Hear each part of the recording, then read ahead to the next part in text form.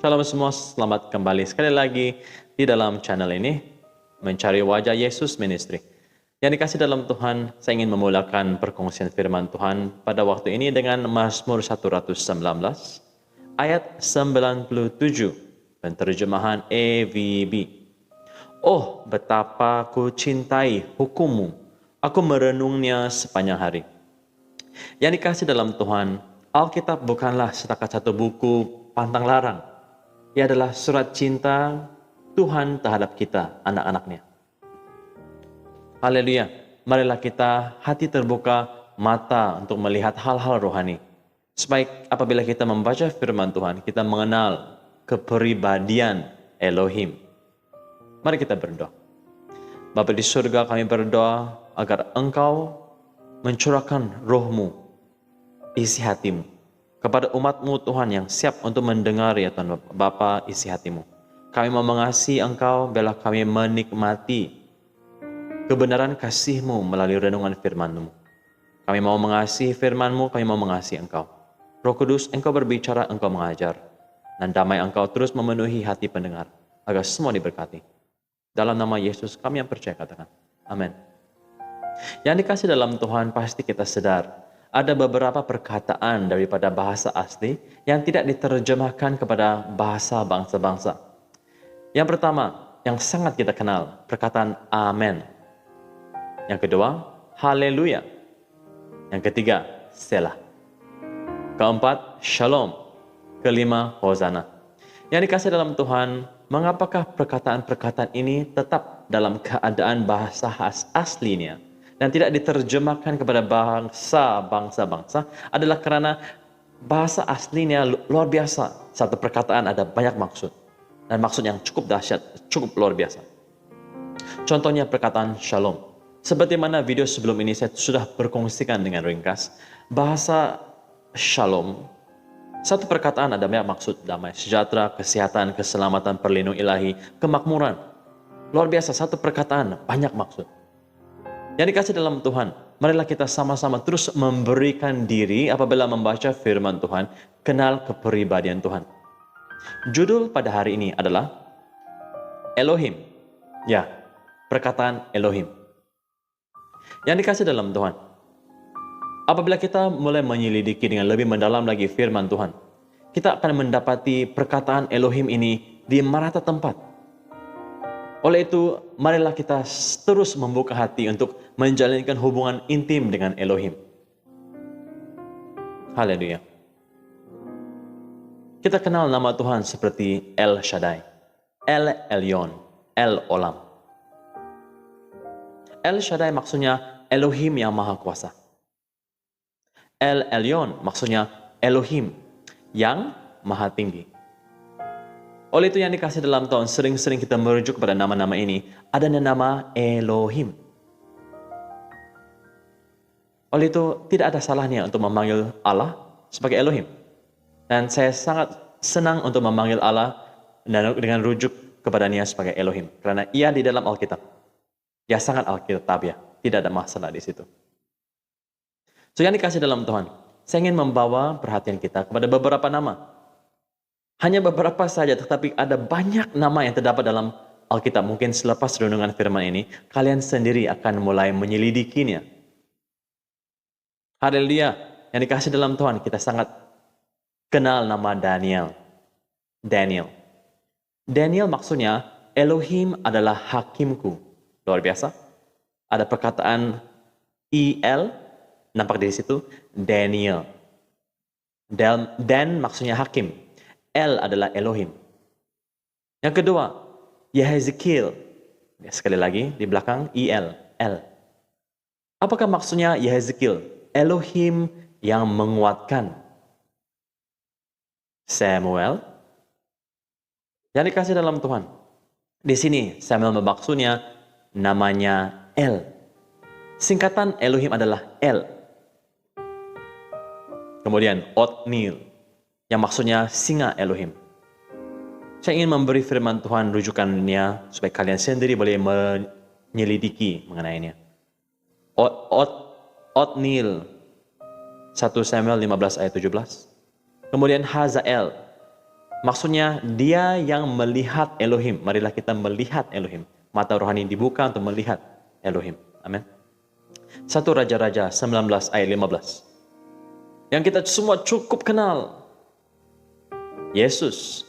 Apakah nama yang diberikan kepadanya? Immanuel. Maksudnya Elohim menyertai kita. Sungguh memberkati. Di Matius 1 ayat 23. Apakah maksudnya Elia? Maksudnya adalah, sebenarnya ejaan adalah Eliyah. Maksudnya Elohimku Yahweh. Yang dikasih dalam Tuhan, ramai tidak sadar sebenarnya selama ini kita percaya nama dengan nama Yahweh. Contoh, setiap kali apabila kita memuji Tuhan, apa kita katakan? Haleluya. Dalam bahasa asal halal atau halel, maksudnya pujian. Haleluya, maksudnya marilah puji Yahweh. Nama singkatan bagi Yahweh adalah Yah. Oleh itu sebenarnya kita percaya dalam nama Yahweh tanpa kita sadari. Jadi haleluya, marilah puji Yahweh.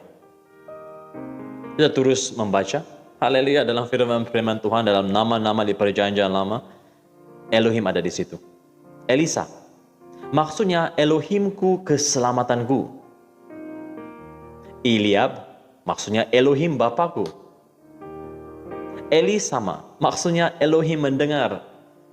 Dengan hanya petikan nama-nama di dalam Alkitab, ya, bukankah ia sangat menghiburkan? Di mana Elohim ada di situ. Yesus ada di situ. Ramai akan mulai berdebat, tapi itu perjanjian lama. Baiklah, marilah kita pergi ke perjanjian baru pula. Matius 27 ayat 46. Kira-kira jam 3 berserulah Yesus dengan suara nyaring, Eli Eli lama sabachthani. Eli Eli lama sabachthani. Artinya apa? Elohimku, Elohimku, mengapa engkau meninggalkan aku? Elohim, Yesus sendiri memakainya. Cukup Alkitab ya. Haleluya.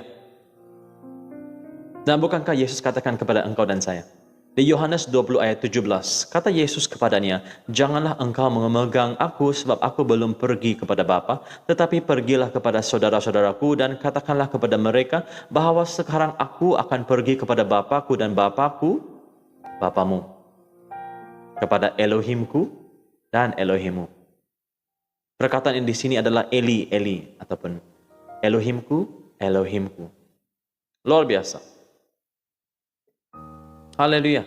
Yang dikasih dalam Tuhan, tidak ada apa yang perlu didebatkan di sini. We can see it throughout scriptures. Dalam semua nama-nama adanya perkataan El, Elohim. Di merata tempat. Oleh itu yang dikasih dalam Tuhan, usahlah kita melibatkan diri dalam perbolan-perbolan yang sia-sia. Berdebat dengan hal-hal yang kita tidak memberi diri untuk menyelidiki. Saya berdoa kita semua diberkati. Immanuel, Yesus menyertai kita semua. Haleluya. Dan secara ringkas-ringkasnya, yang dikasih dalam Tuhan, saya berdoa kita tidak ada lagi masalah dengan istilah Elohim. Nah, itulah sebabnya saya memakai Elohim.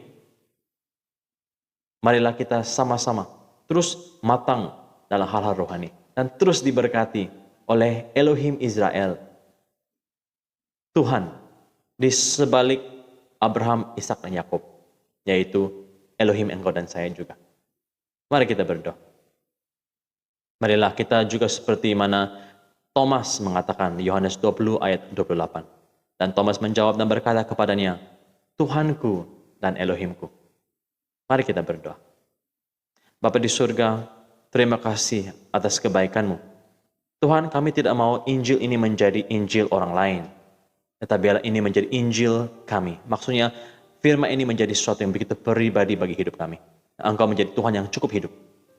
Seperti mana Paulus mengisytiharkan 2 Timotius 2 ayat 8. Walaupun Paulus bukan di kalangan 12 rasul, tetapi Paulus dapat katakan, Ingatlah ini Yesus Kristus yang telah bangkit dari antara orang mati, yang telah dilahirkan sebagai keturunan Daud.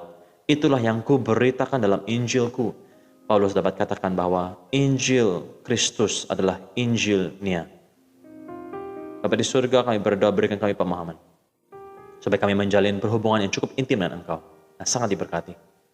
Tuhan, kami berdoa agar kami memberi diri untuk menyelidiki firman-Mu dan tidak terlibat dalam hal-hal yang sia-sia, pertengkaran yang fana, yang kedagingan. Tuhan, kami berdoa agar Engkau terus mengurapi kami memahami firman-Mu dan mengasihi Taurat-Mu, mengasihi Engkau. Haleluya. Supaya kami terus diberkati menjadi berkat. Dalam nama Yesus kami berdoa. Amin. Sekian yang dikasih dalam Tuhan untuk perkongsian pada kali ini. Cukup ringkas, tapi saya berdoa yang memberkati.